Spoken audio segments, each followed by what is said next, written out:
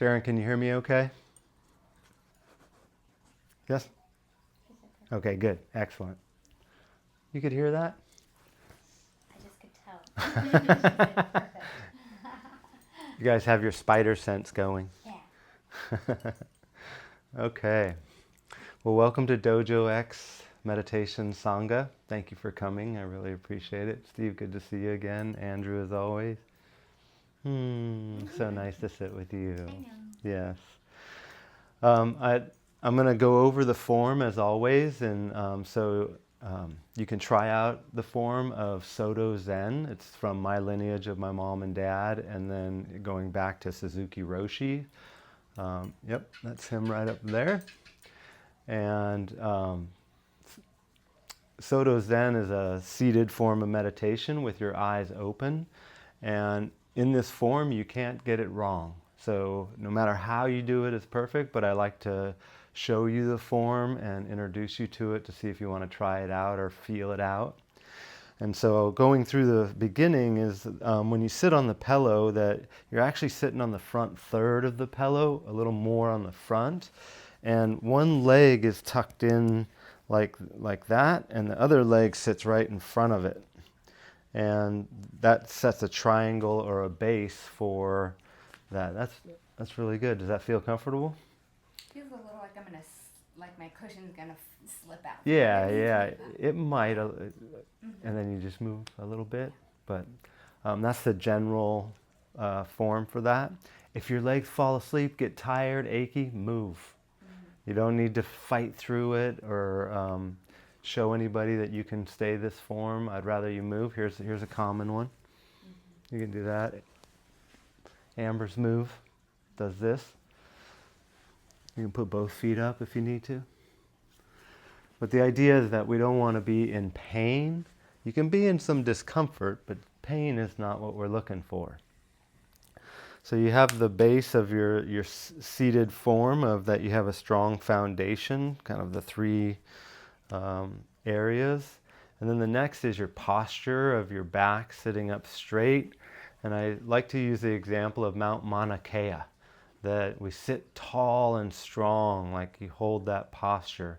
You don't want to slouch over and let yourself just kind of drift off into a slouch position. So you hold a nice strong posture.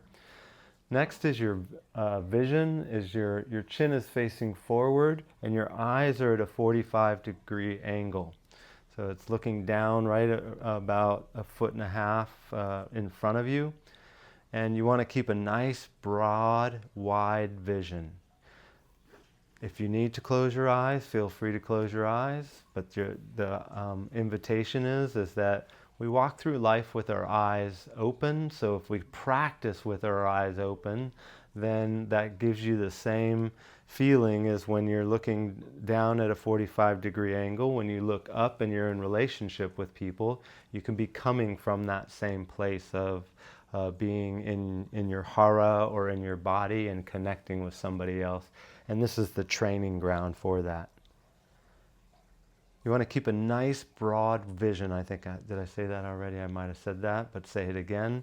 You'll notice your mind will want to focus on something on the carpet. It'll like try to pick something out, or I've seen dog faces, and my mind comes up with very creative things for me not to be present in the moment. Your vision being broad is being present. If I hold my hands out to the side and look down in front of me, I can see them when I'm fully present.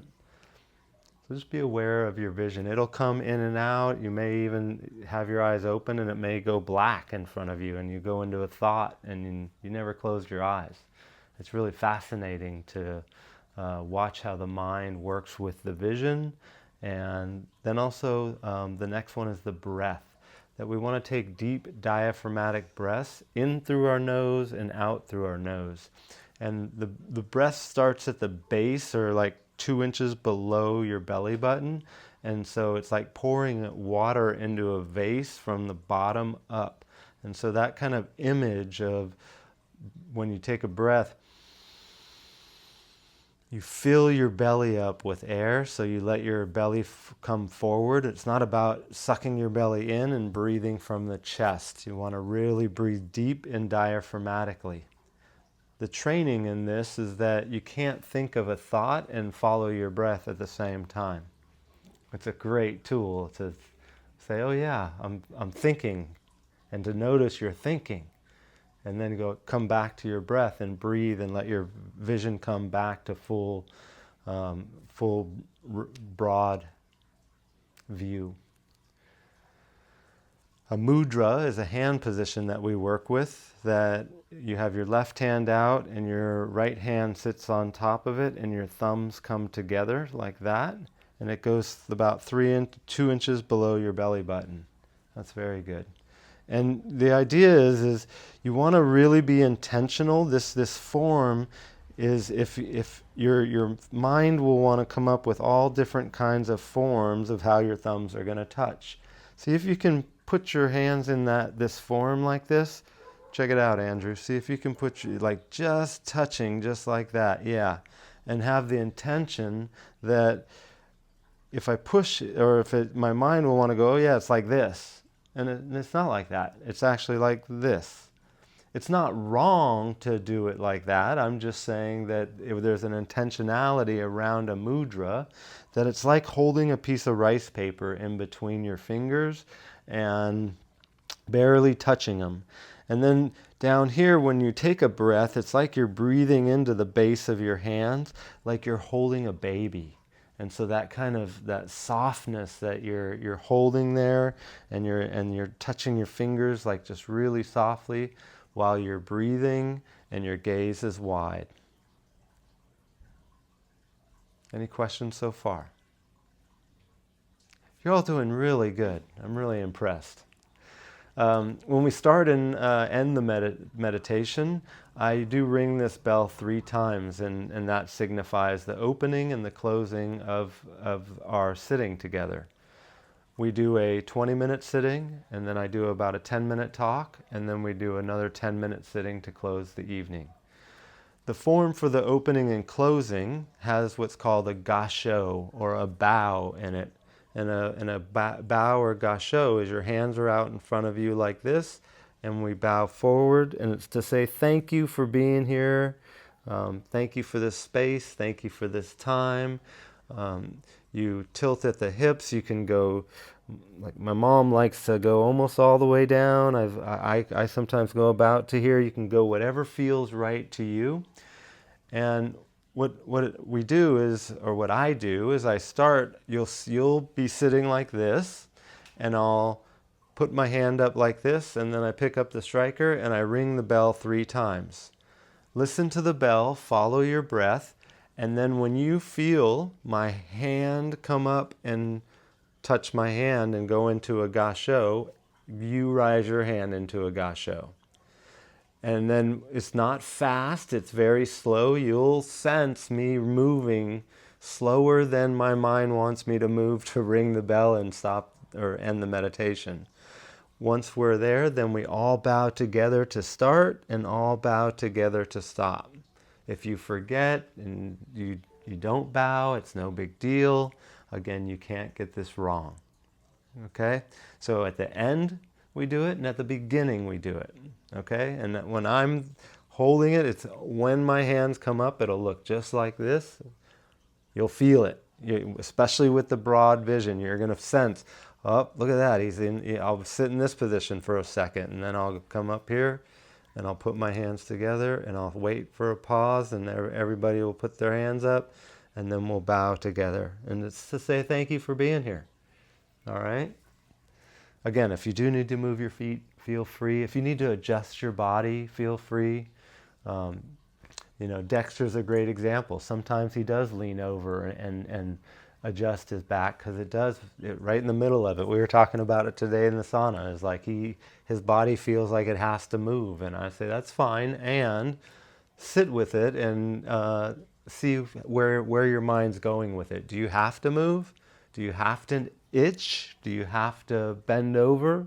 Maybe, maybe not, but just check yourself before you do it. Okay? Excellent. So we'll go ahead and start our meditation. So if you can Go ahead and get in the seated position. Get how you're comfortable on the chair, Steve. You look great right there. You got the mudra. Hey, your hands can be out. Your hands can be on your lap. You can put them any way you want. I'm showing you the Soto Zen form. It looks like this. And this is, if you just take a glance at me, is like. And are you resting your arms on your legs? Or are you like holding? Relax your arms. Now, you just saw me right there. My naturally is like, oh, I got good posture. And then I got to go, oh, yeah, that's right. The intensity can like soften. It's like sometimes you can raise your shoulders and then drop them. And then it's like, oh, look at that. I'm okay. Whew. How's that form there, Sharon? See, I got good form. Nah, let's let it relax. Sharon has great form. Thank you for being here. All right, so we'll go ahead and get started. Any questions before we start? 20 minutes. I'll ring the bell to start and we'll ring the bell to end. Watch your gaze. Enjoy. This is the Sangha. This is the energy that's going to get created by us sitting together with the intention of being present. It's fascinating that it can be felt. And egregore is the name of that. So, all right, here we go.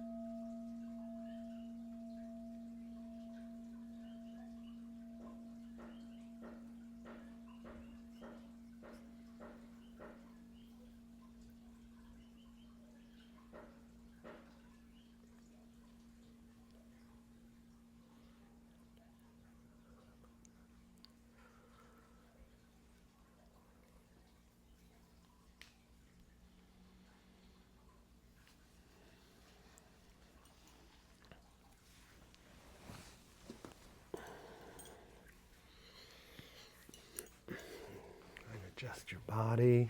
You need to straighten your legs.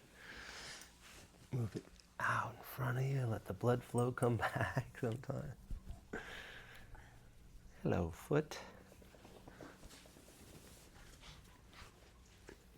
How'd your back do, Steve? Good. How the knees, Andrew? Great. Good?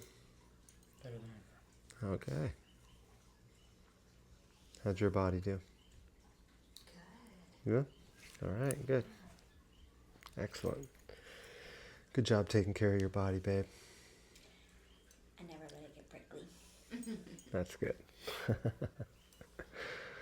Okay. Well, today I'd like to start out with a story about one of my former clients, Sunny, who I introduced to seated meditation. And he'd done a lot of spiritual work, but he'd never sat in stillness and silence. And when he would sit in stillness and silence, he noticed he could really connect to his body. He could really drop in and find that place where he could watch his thoughts and notice that he wasn't his thoughts. He could witness them, but still follow his breath, and his thoughts would just happen. And he would be in this great place when he would be sitting on the cushion, and in his words, he would get up and he would suit up to go to work or go do things, and it would be like he would leave it on the cushion, and then he would go back into his head and be operating from this place of ego and being driven by his mind, being driven by fear.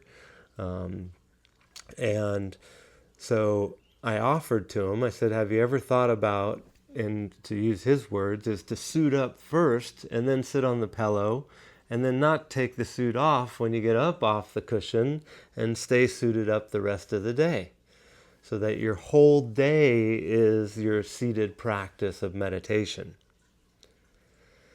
And for him, that was like, you can do that? You can actually do this when you go to work, and you can do this when you do the dishes. You can do this when you interact with your significant other.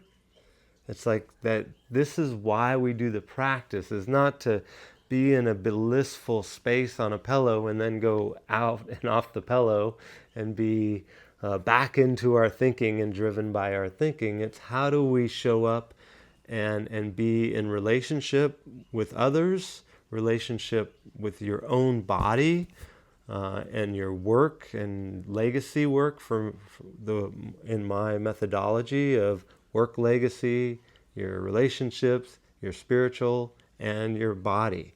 Can you take all those and come from this place of seated meditation, having your mind do its thing, and you choose to still be coming from this place of stillness and silence when you're doing the dishes, when you're making the bed. I know for a long time that doing the dishes, I would resist doing the dishes. It wasn't something fun for me, and I grew up where it was very part of the practice to do dishes as a part of meditation. And I was like, yeah, I hate it. And it was like my dad would be like, polish the counters, and everything would be very in a way of Zen and temple style of doing things, very clean, very succinct. And as I grow older, I find myself going, oh, I actually like doing the dishes, because it's my opportunity to actually be in that space while I'm doing something. So the invitation again about this, this is the training to be sitting in daily practice. Every morning, if you take on sitting for 20 minutes, that's setting your tone to show up and be able to do that in all areas of your life.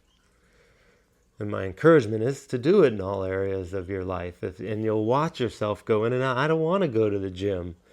And then it's like, oh, that's where I get to practice being in relationship with myself.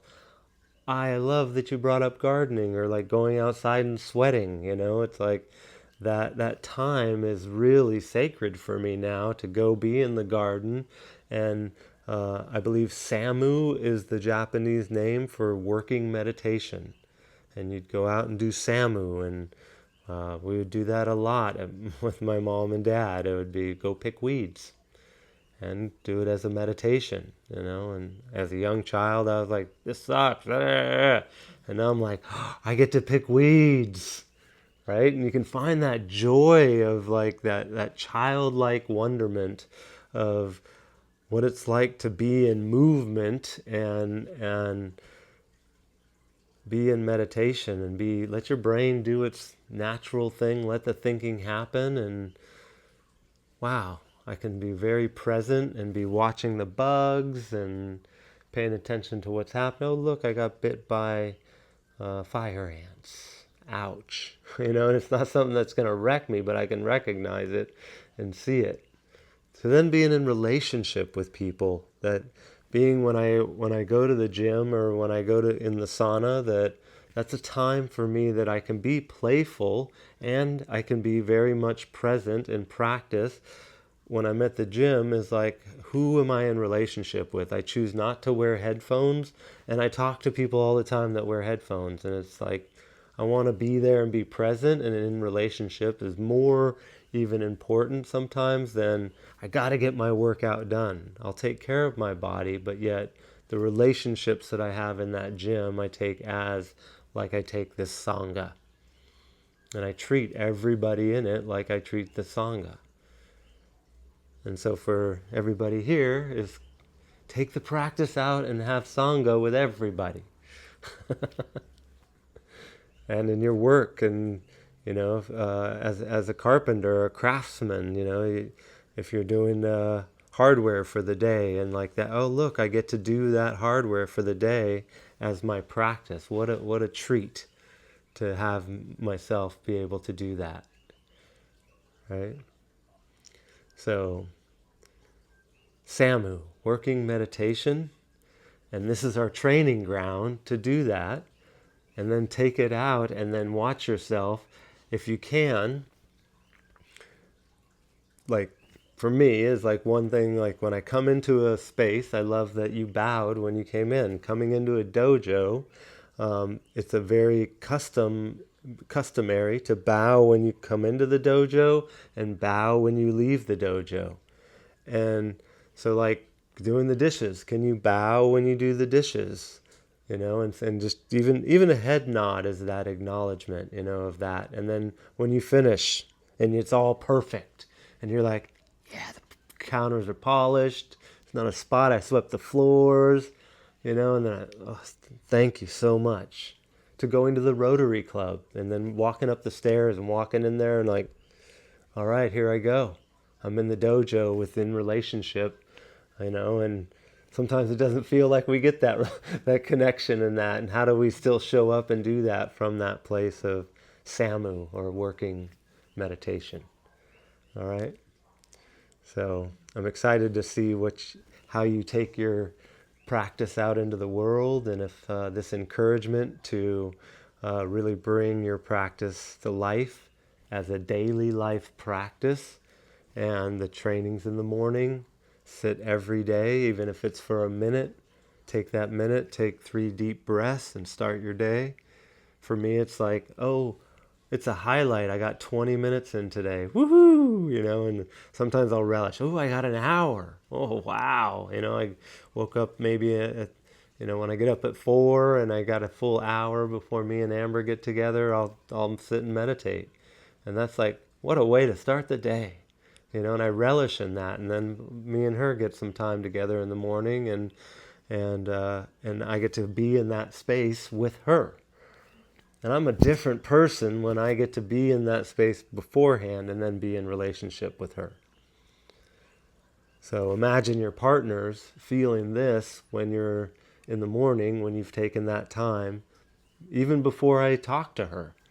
I'll get up, get out of bed, go meditate. Sometimes I'll go back in and cuddle, or I'll stay up and then she'll come out and we'll hot tub together. But I'm setting up so that I'm operating from that place. All right, so take this to your loved ones. Let's make that the priority for this week.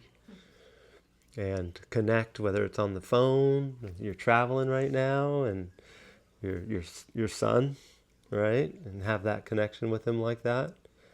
Lisa and Jen and Tony and Amber. Who's that? Yeah. Well, and you're doing a workshop this weekend, and how to have that the whole entire time, and you guys are doing it together and say, oh, okay, so there's my practice for the next, 4 days, right, from this moment forward, that I'm going to practice this like it's all Sangha. And you have a Sangha of 60 people coming from around the world to be in practice with. And I know the form that you're going to take them through is a Samu, is a meditation. I've been through it. And so I'm excited for you, on that, both of you. And I hold that. It's that reverence to it, and it has that side that you're bringing to it too. So, any questions? Okay. Thank you all for being here. I always like to say, so when we wrap up, I love giving hugs, and that we don't get into a lot of talking, and that we keep the energy that is here, and to take that out with you home, and to not necessarily get into political conversations, maybe watching TV or things that'll take your mind and kind of take you out of it. See if you can go a little longer, even if it's 5 minutes before you turn on the TV or something. See what that feels like. All right? Okay, great. Let's sit for our wrap up, and then if you can fluff your pillow up, it's like kneading it like a piece of dough so it's nice and fluffy, and dust your mat off, and I'll put everything away so you can leave it right where it's at. All right? Thank you, Sharon, for being here. Yes. All right, let's go ahead and sit.